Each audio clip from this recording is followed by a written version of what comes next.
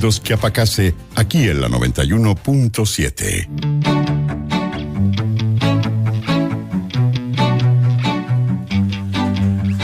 Hay un estudio que nos ha llamado la atención, que es un estudio de CADEM y Juntos en la Calle, que aborda la situación de las personas en situación de calle.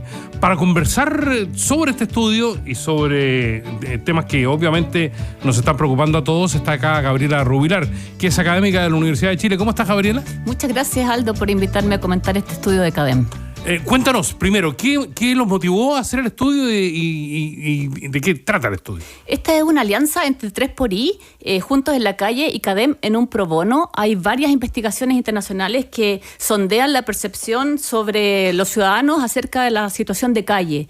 En general sabemos poco de lo que pasa con las personas en situación de calle y quisimos hacer este estudio primero para entender ¿cuáles son las percepciones que predominan en la ciudadanía cuando hablamos de personas que viven en la calle o también en otros países se llama personas sin hogar, que tal vez es un concepto más adecuado que hablar sobre vivir en la calle en general? ¿Qué nos motivó entonces? No teníamos mucha información.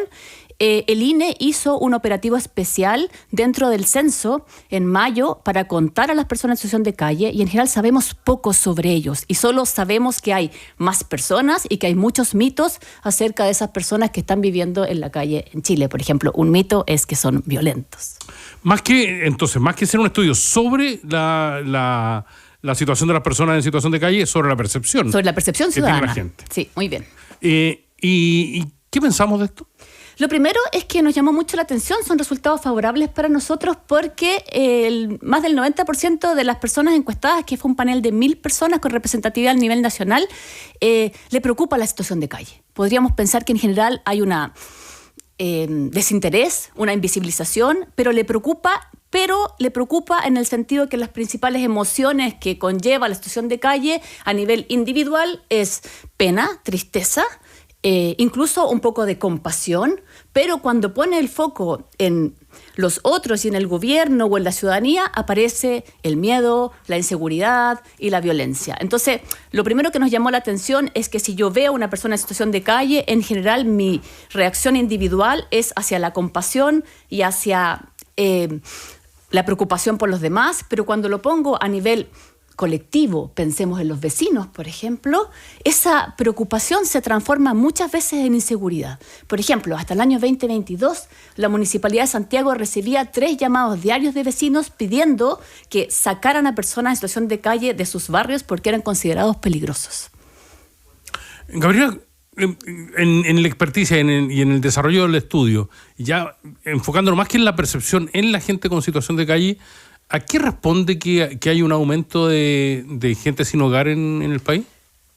Responde a 3 situaciones bien puntuales. Uno tiene que ver con temas estructurales. Las personas en situación de calle son de algún modo un termómetro muy sensible de cuestiones más estructurales que tienen que ver con desempleo y con factores económicos. Entonces, las personas terminan en la calle, y esto es muy importante, Aldo, no de un día para otro. No es que tú amanezcas en la calle, sino que la calle más bien es resultado o es producto de una cadena de situaciones. Y hay factores muy distintos. Por ejemplo, las mujeres llegan a la calle muchas veces después de una espiral de violencia. Se empiezan a quedar fuera de sus casas, porque hay violencia intrafamiliar, porque hay problemas en la pareja, porque quedaron un día en casa de una amiga y esa amiga ya no las pudo recibir, y eso deriva en una situación de calle. Entonces hay factores estructurales que tienen que ver con factores económicos, que tienen que ver con desplazamientos, que no son solo desplazamientos de inmigración internacional, sino que también local. Y también hay cuestiones que son, y lo quiero poner aquí, y te agradezco el espacio en la radio, que son institucionales. Nuestra oferta programática como país para las personas en situación de calle no tiene la altura ni las condiciones que el problema merece. En general, nosotros ofertamos albergues y residencias cuando el problema de la situación de calle o del sinhogarismo es un poco más estructural. Y tiene que ver fundamentalmente, nosotros le llamamos así en el espacio académico, es una de las peores formas de exclusión, es un síntoma de ello. Y por ejemplo, cuando fue la situación del COVID, los primeros grupos que aparecieron visibles ante, por ejemplo, quédate en tu casa, la pregunta fue ¿en qué casa? Entonces, ¿a qué se debe? ¿A factores estructurales? ¿A factores institucionales que tienen que ver con la calidad de nuestras políticas, de nuestra oferta? Y por cierto, a cuestiones personales o individuales. Patologías de salud mental de base no tratadas, sistemas de protección que no han sido lo suficientemente acogedores de esos procesos de protección de niños, niñas y adolescentes. Estaba recién, ¿no es cierto?, la exdefensora de la infancia. Muchas personas terminan en la calle porque han tenido historias largas de abandono institucional, de falta de apoyo, de falta de residencia. La calle, la cárcel, la calle y el hogar institucionalizado que no funciona como protección son cadenas que están vinculadas. Eso diría yo.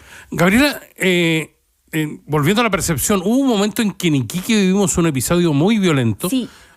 Porque la ciudadanía sintió que la gente en situación de calle, los migrantes, la gente sin hogar, les invadía espacios colectivos.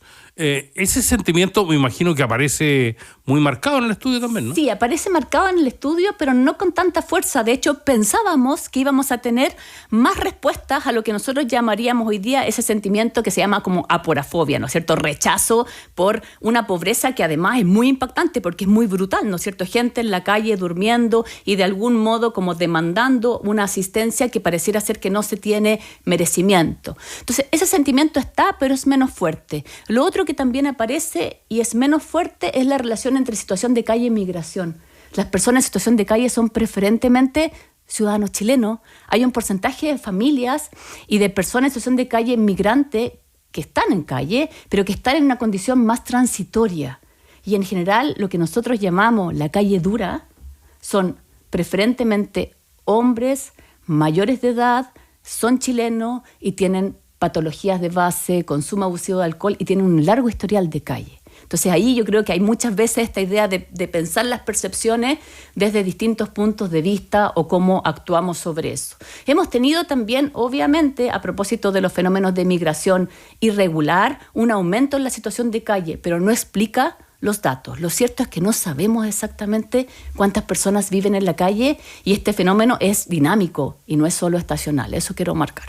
Conversamos con Gabriela Rubilar, que es académica de la Facultad de Ciencias Sociales de la Universidad de Chile a propósito de este estudio de Academia Juntos en la Calle. Porque hay, en ese sentido, hay una suerte de, podríamos decir, de estrato de situación de calle.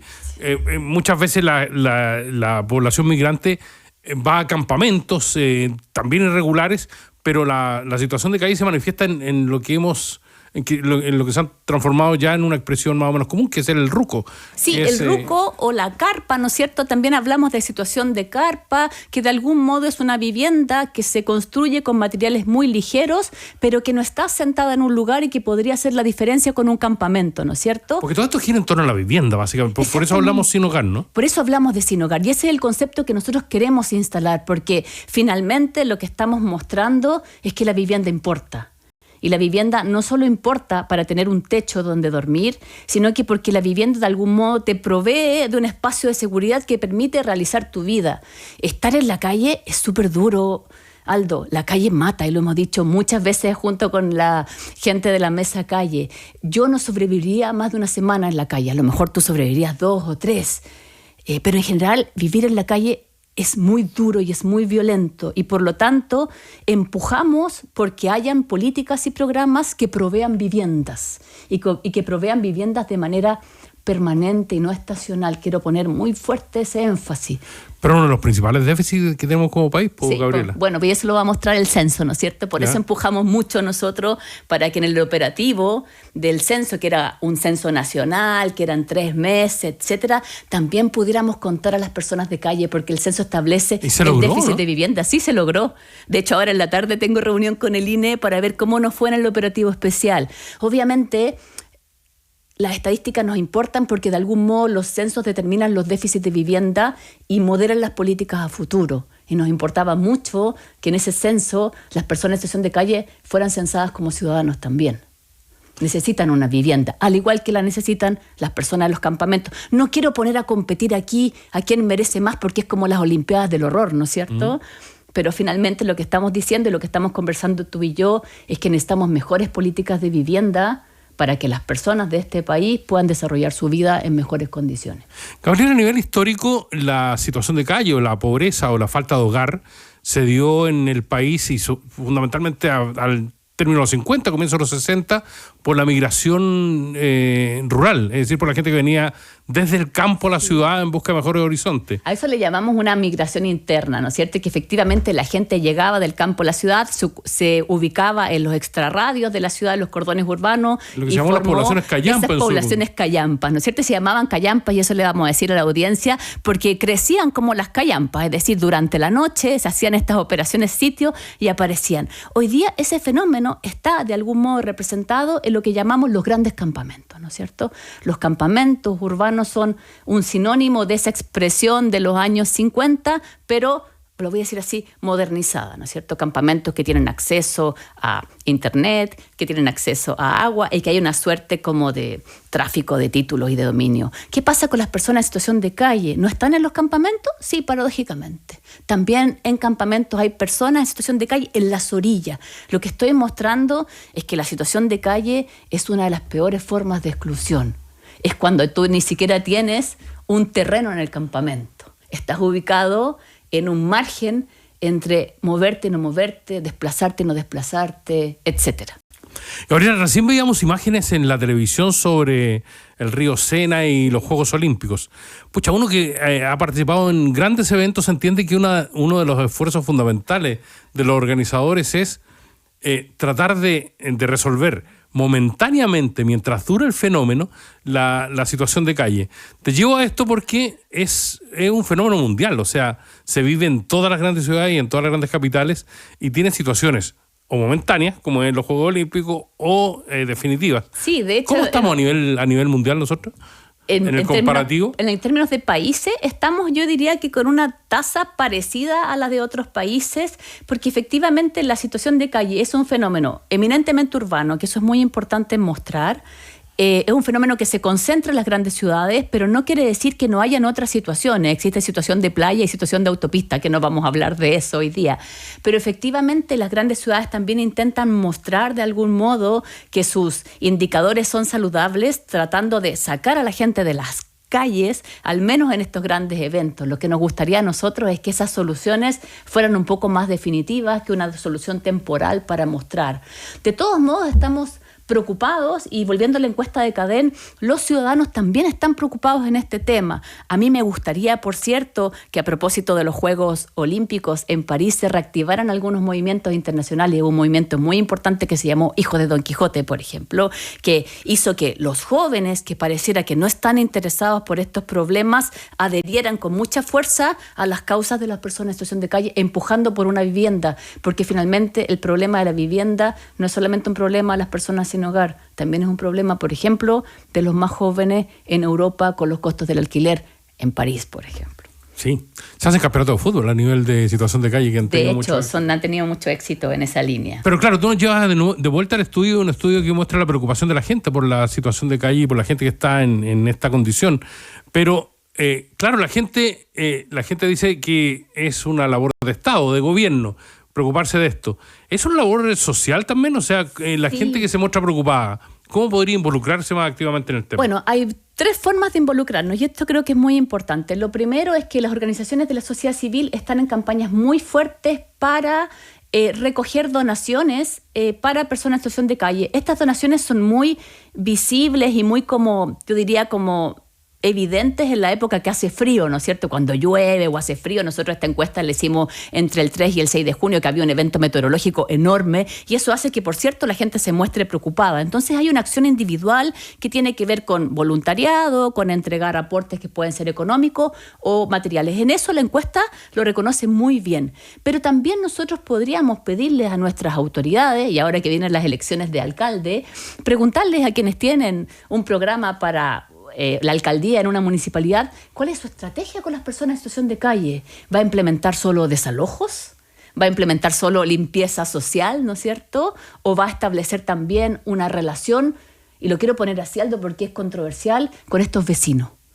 Las personas en situación de calle también son vecinos de las comunas, y muchas veces los alcaldes se los pelotean, ¿no es cierto?, entre un límite comunal y otro, desplazando precisamente el fenómeno o el problema a la comuna de al lado. Nos pasó a veces, ¿no es cierto?, cuando hubo operativos de desalojo, por ejemplo, en el eje Alameda o en el eje El Llano. Estoy poniendo ejemplos solo para mostrar que podemos hacer cosas sobre las personas en situación de calle en distintos niveles. A nivel individual, ya dijimos, acciones más a lo mejor de caritativa o acciones más como filantrópicas, pero si nos importa el tema, empujemos, diríamos nosotros, para que tengamos soluciones más efectivas, menos temporales y también soluciones más estructurales.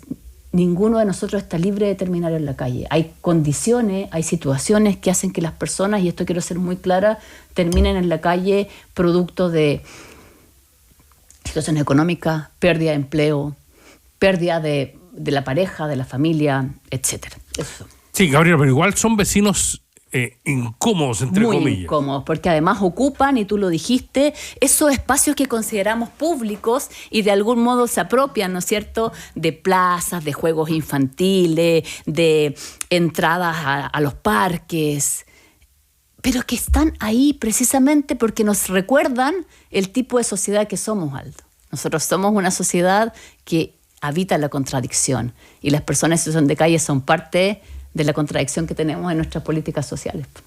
Gabriela Rubilar, muchas gracias por estar con nosotros y advertirnos sobre un tema que nos preocupa tanto, ¿no? Gracias, Aldo, por invitarnos a hablar hoy día en ADN.